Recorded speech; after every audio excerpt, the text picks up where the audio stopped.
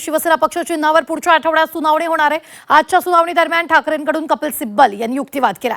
विधिमंडळ पक्ष हा संपूर्ण राजकीय पक्ष होऊ शकत नाही, विधिमंडळ पक्षातील फूट ही राजकीय पक्षातील फूट कशी, असा सवाल सिब्बल यांनी उपस्थित केलाय। तसंच कार्यक्षेत्रात नसलेले निर्णय निवडणूक आयोगाने घेतल्याचंही सिब्बल यांनी म्हटलंय। तसंच शिंदे सरकार बनायला नको होतं, आमदार अपात्र करणं गरजेचं होतं, असा युक्तिवाद सिब्बल यांनी केला। तर दुसरीकडे कोर्टाने आम्ही जो निर्णय देऊ तो भविष्यासाठी लागू होईल अशी अतिशय महत्त्वाची टिप्पणी केली आहे।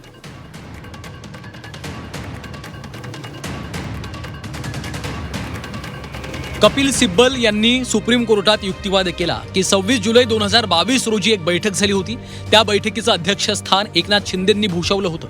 बैठकीमध्ये शिवसेनेचे 2 नेते देखील उपस्थित होते। त्यांनी स्वतःच 2018 ची घटना बदलली। आता असा युक्तिवाद केला जात आहे की ती घटना अस्तित्वातच नाही।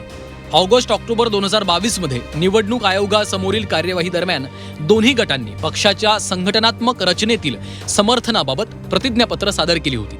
राष्ट्रीय कार्यकारिणीमध्ये उद्धव ठाकरे यांच्याकडे 160 सदस्य होते, तर दुसऱ्या गटाकडे 0 सदस्य। 2018 ची घटना बाजूला करणं त्यांना सोयीचं ठरलं, पण निवडणूक आयोग असं कसं करू शकतं? कोणत्या कायद्याच्या आधारे निवडणूक आयोगाने हा निर्णय घेतला? त्यांना तसा अधिकारच नव्हता। 17 फेब्रुवारी 2023 ला निवडणूक आयोगानं पक्षाचं नाव आणि चिन्ह शिंदेंना दिलं। त्यामुळे विधिमंडळ पक्षाचा गट आता पक्ष बनला। म्हणजेच विधिमंडळ पक्षातली फूट हीच संपूर्ण पक्षात पडलेली फूट मानली जावी का? अपात्रतेचा मुद्दा निकाली काढण्यापूर्वीच निवडणूक आयोगानं मूळ राजकीय पक्ष कोणता याचा निर्णय घेतला।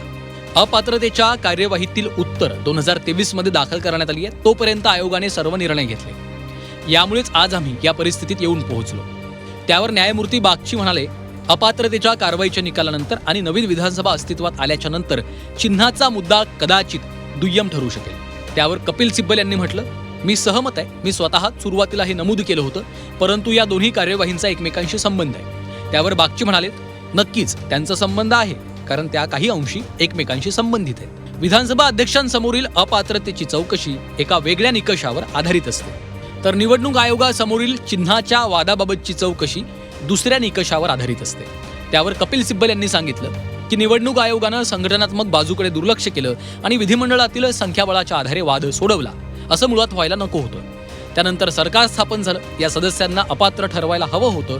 त्यानंतर सरकार आणि पक्ष चिन्ह मिळालं।